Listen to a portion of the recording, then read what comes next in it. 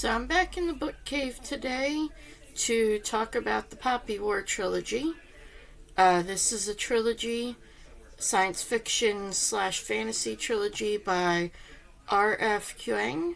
It is the Poppy War, the Dragon Republic, and then the Burning God. I did enjoy it. I do have to say I believe the first book was the best.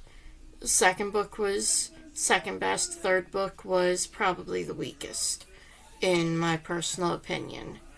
So basically, the Poppy War follows a young girl named Rin. It starts when she is 14, and you find out that she is a war orphan, and she has been adopted because there was a law passed that any family that has less than 2 children will adopt a war orphan, because the second Poppy War, which was between Nikkara, which is China, and Mugen, which is Japan, there was a lot of people killed, and so there was a lot of orphans left, unfortunately. And so it follows her and her adopted family. They don't treat her very well. It almost starts out as a semi-Cinderella story, in that, you have this poor orphan mistreated by her family, and then one of the step-siblings does treat her well. She has a younger foster brother, stepbrother, that she really does care about, or at least seems to, and he cares about her. And but in this case, instead of the prince saving her, she saves herself. There is a test to go to Singard Academy, or well, really any academy, but Singard Academy is the most prestigious. If you can get in there, you basically get a full scholarship. So that's what Ren's is searching for. And you can take this nationwide test at the age of 16. And so she makes a deal with her foster mother, who has been trying to marry her off. And she says, look, if I can get into Singard, you all won't have to pay a cent. And, if I can pass this test, will you not marry me off? And so her foster mother says, you know what? If you can pass the test and get into Singard, by all means, do it. And it doesn't come to Rin naturally. She does have to study a lot, and she is able to. And some of it she just memorizes because she doesn't understand. And then once she finally passes the test, she goes to Singard and starts to learn even more about strategy and everything. And this is when you see her rather ruthless side, which I don't necessarily mind. I thought a lot of it was done pretty well. The way she grew up, she would probably start out being rather ruthless. She does make some friends. There is Kite, and he is the son of the finance minister. And then another character in the book is Nezha. And Nezha is the son of one of the 12 warlords of Nikan. And so they start out, they have a rivalry, and basically, Nezha thinks he's the best, Rin thinks she's the best. Then, about a third of the way, maybe about half of the way, you meet a Spearly.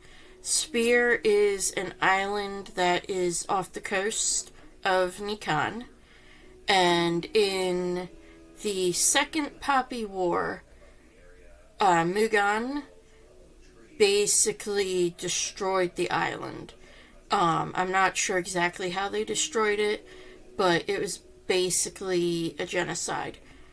Alten is the last Spearly. He's the only one who survived. And then you come to find out through different things that there are 64 gods, and you can call on these gods. They can do different things. The Spearly's god is the phoenix. Obviously, a phoenix, fire.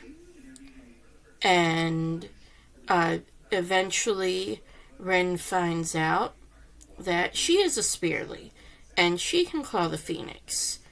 And so a lot of the first book is her learning about this, and then her learning to control it. And then at the very end, she goes to Spear. She finds the temple that's dedicated to the phoenix.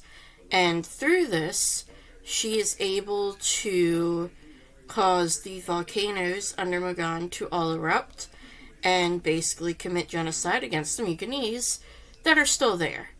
You find out in the second book that there were still Muganese on the Nikara mainland. So, unfortunately, now they have nothing to lose. So the second book opens up with that kind of idea. And then she also finds out that the Empress allowed all of this to happen. She allowed Mugan to invade. And so then Rin turns against her and joins the rebellion, which is led by Nezha's father. And they are fighting basically both the Muganese and the Empress's faction in Nikara. And so then she learns more how to control her powers. She takes control of a group called the Seke, which are basically all the shamans, the people who can call on the gods, are all in this group. She becomes the leader of it. She's not a very good leader. And then this is where things kind of went down, because I could understand her not being a good leader. However, she never seems to try, and she always seems to go from one extreme to another. You know, one minute she's like, I don't regret a thing I did to Mugan. Look what they did to my people on Spear. And then the next page, she's very upset that she did this. You know, even though they killed all my people, it wasn't right of me to kill all of them. And I could understand the confliction, because, you know, she just is learning about her past, and she knows these are the people who took it away. And so I could see why she wouldn't care. But then, of course, you know, you're talking about hundreds of thousands, millions of lives. So, of course, she would be upset about that. But it just feels like neither of those are explored overly deeply. And she just tends to be a rather shallow and somewhat stupid character. You know, she winds up trusting people she shouldn't several times. You have the Empress Su Daiji, and when Rin meets up with her, she hesitates to attack her, and then berates herself for hesitating. And she constantly does this, hesitates, and then berates herself for hesitating. And she doesn't try to change. And then you also have the European continent, which is referred to as Hesperia. And so they come into play in this and basically have the colonial attitude of we are better, and they try to support it with science that, you know, okay, the Nikara have smaller almond-shaped eyes so they can see less. Their heads are smaller, meaning their brains are smaller, meaning they're not as smart. And I think that part was done relatively well. But again, the way Rin reacts, she swings from this is not okay to, well, I just have to deal with it. And there's no real depth explored, in my opinion. So then you find out at the very end that Nezha and his father have decided to basically sell her out to the Hesperians to get their cooperation to defeat the rest of Nikara. And so then Rin and Kate have a bond by which Rin can call the god of fire, the phoenix, but keep her sanity. Because basically you find out throughout these books that if you call the god, eventually that god will take over your mind. And so the phoenix is bent on destruction, just wants to destroy everything. So if this happens to Rin, then basically what happened to Magan will happen to the whole world. She doesn't want this to happen, obviously. And then she finds out from the hinterlanders, who are basically the Mongols, that there is a way to bond with somebody, and this will help you keep your sanity. And at this point, we've also found out that Su Daiji, the Empress, she is also a shaman, and she calls on Nuwa, who is the snail goddess of creation. She has put a seal on Rin so that Rin cannot call the phoenix directly. And so then this is another reason why Rin decides to do this. And I feel like her and Kate, they have a very unbalanced friendship. And she actually does comment on that when they become bonded, that it really wouldn't be that hard for her to break Kate and basically impose her beliefs, her mind on his, and he would just be a puppet that basically, he's no different than, say, a screw. She's a board and the phoenix is a board. He's basically just the screw holding them together, is the best analogy I could think of. And so she winds up, realizing that, no, I really do care about Kate. He's my best friend. And so she pulls back, and he is able to stay him. And then you go on to the third book, which is The Burning God. And at this point, Rin has joined up with the Southern Coalition because she grew up in Rooster Province, which is as far south as you can get on the Nikara mainland. The Southerners are looked down on because they're basically, the dark-skinned, ignorant farmers is the stereotype given them. And for the first two books, she has tried to distance herself from this. And then finally in the third book, she embraces, yes, I am a Southerner. And yes, we may be dirt, but the whole world is made of dirt. We are like the backbone. And so she becomes proud of her heritage, and she then joins the Southern Coalition to fight the Dragon Republic. And the third book was honestly relatively slow. And I think part of it, it is to kind of show the tedium of war. That it can be months and months and months of marching to get somewhere to fight, and that's it. you know, there is no fighting there, and then you fight for 2 days. And all those months and months of marching come down to a 48-hour battle, you know, if it's even 48 hours. And again, throughout this, you know, she's kind of wishy-washy again. There are some points where she might have a good idea, and it may not be all that ruthless, but then she backs down from it.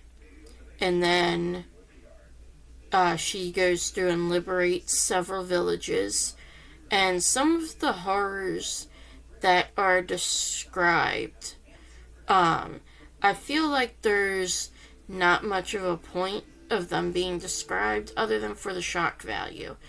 They don't change Rin at all. There's not even a point at which she's like, this is why I'm fighting. She's basically been just a soldier, and I suppose again that's part of the point, is that, you know, she's been training to be a soldier since she was 16 at Singard, and she started at 14 to study to get into Singard. So I can kind of see that. And then the ending just felt rather anticlimactic. You know, after all of this, she finally defeats the Hesperians and the Dragon Province, and she defeats the Sudaiji and the two people that helped her win the first Poppy, or the second Poppy War. And she defeats all these people, and Hesperia's on the run. And then she realizes, okay, we have no crops because nobody's been able to plant because of the war. So she starts trying to figure out how to get grain and other food. And everything kind of falls apart. And then at one point she says, you know, the absence of hope, even when it's my hope, is beautiful. And it's just kind of really anticlimactic. You know, and then everyone turns against her. And then we spend a good probably 100 pages of them trying to deal with the aftermath and more or less failing. And then at the very end, they wind up back on Spear, because right now the only one left alive that from the Dragon Republic is Nezha. Like, he would be the highest ranking. He's the only one who didn't defect. And so then he basically comes and tells her, you know, I'll negotiate with you. We'll make this work. And it turns out, of course, no, he won't. Hesperian is there, and they're going to try to attack her. And then she decides, you know what? I'll just die and give the world a chance. And that's the end. So, like I said, it wasn't really bad, but it was rather anticlimactic. Now, if you do like sci-fi, like I do, or if you like fantasy, you know, it is a good series to read. I did read it in about a month and a half for all 3 books, and they're all over 500 pages. So, you know, it gives you an idea that it is relatively fast-paced, even though there are some boring parts, you know, some parts that do seem to drag. There's still some very interesting and good parts, and, you know, parts that will make you think. So, yeah, that's what I thought of the Poppy War trilogy, and I will see you in my next video.